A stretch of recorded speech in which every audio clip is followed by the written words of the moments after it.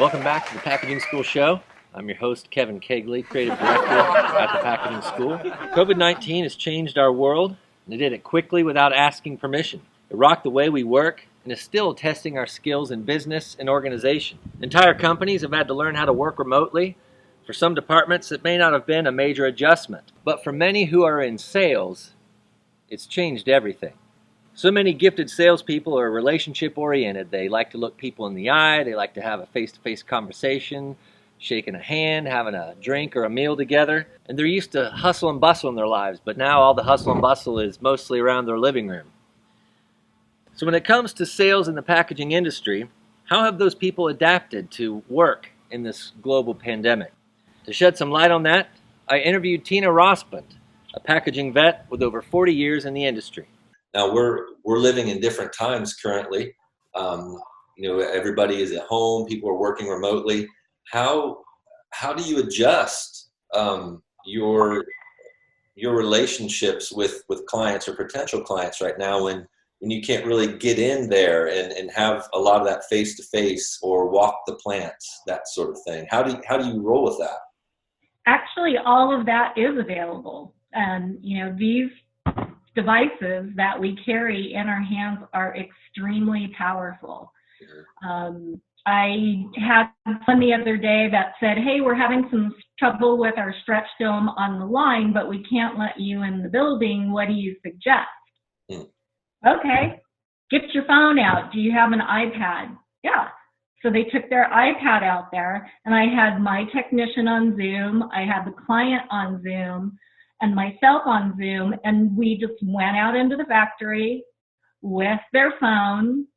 We checked the adjustments. We watched the line run. We suggested a couple of tweaks, and then all of a sudden, the line started moving, still had a little adjustment that we needed to do, but we spent an hour, but we were able to take care of all of that with technology.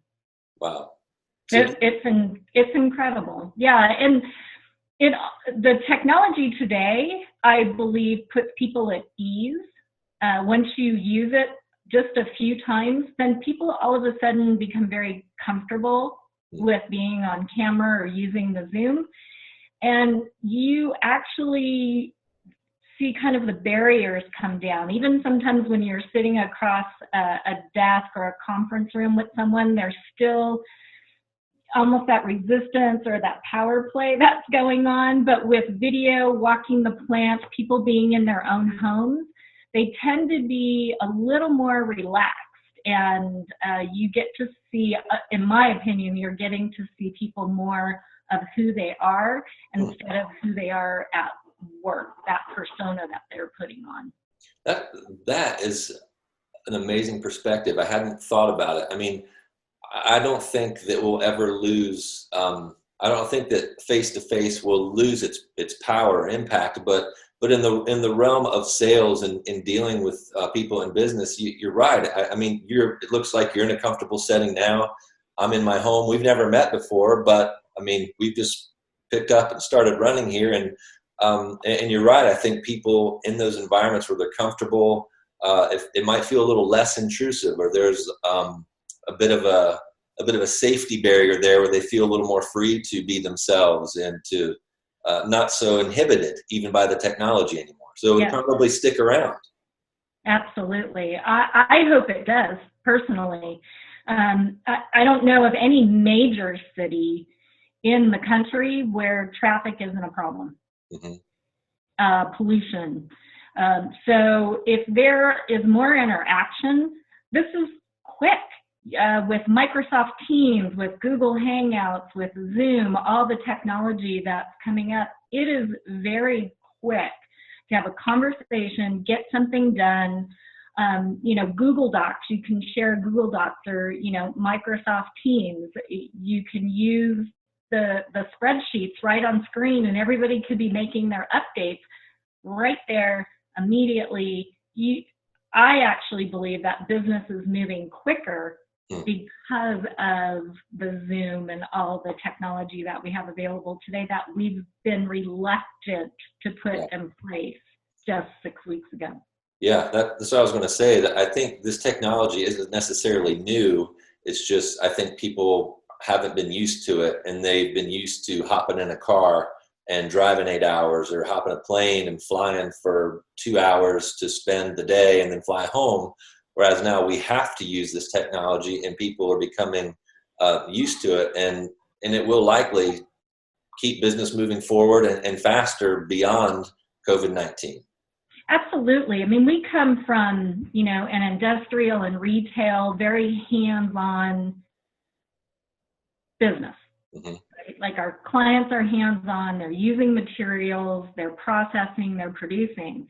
You think about the tech industry, Facebook, Amazon, they are tech companies.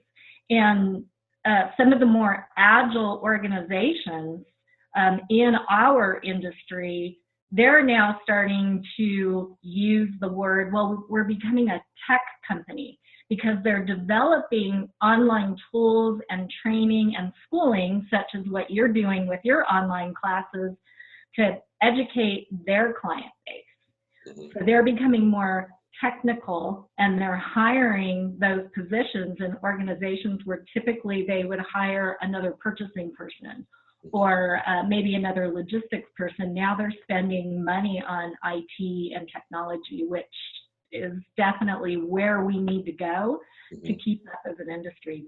Right. Well, that leads into this last question here. It's one that we've tossed around our office many times. It's one that I'm sure companies, business owners bump into because you got to make sales. You have to make sales if you're going to stay open. If you're going to produce good products, you need to sell these products. So in the realm of the packaging industry, do you find it, in your opinion, do you think it's a better idea to hire a savvy, talented salesperson and then equip them with some packaging knowledge? Or do you find somebody that's gifted and knowledgeable in the art of packaging science and then teaching them some sales techniques? Gosh, I wish there was an easy answer to that one. There's so many components that come into making a decision like that. What type of products are you selling? Are you a distribution house where you're selling 20,000 products and you're looking for somebody that can be an overall packaging guru? Or are you a manufacturer rep where you're selling flexibles or corrugated or folding carton, where you can teach someone just that product line? In my past, I have found that really good distributor reps have come from within the business because they can speak about product, supply chain, return on investment, damage, what all that means to the entire supply chain. However, if you're looking to look for that next generation, you have a pretty mature sales team, and you're looking for how are we going to keep that next generation going? Well, you're going to need to hire some new blood. So in that situation, you may want to hire somebody that has selling skills, which is basically good communication skills and project management skills, because let's face it, I hate the word selling, because we're all communicating every day in a way that we're negotiating. We negotiate with our kids, our parents, insurance companies, the doctor. So we're constantly negotiating with each other all day long. So who has the skill set that they can do that effectively for a career versus just a life skill? So there's so many components that come with that. I personally prefer to hire someone with packaging knowledge and then help teach them what it means to communicate well. One of the major points that we try to get across to everyone at the packaging school is that packaging has a language. There's certainly a language of packaging that you've been around it for many years, and you have probably just picked up on it naturally. but to people that find themselves in leadership in packaging, which a lot of our students find themselves there. They don't have the background in packaging, but they've got those skills. They've got the leadership abilities. They can communicate well, but they don't know the language of packaging yet. It sounds like that's a pretty critical component to the success or failure of somebody that's in sales in packaging. Tina, thank you so much for your time. I'll let you get back to your day so you can enjoy the good weather, and hope to talk to you soon. I hope so. Nice meeting you. Yes, thank you. And there you have it, folks. So that we can all learn together and learn from one another, if you've had to adapt your role in your packaging job somehow, let us know in the comments. And always remember, keep calm, carry on, and wash your hands. See you next time.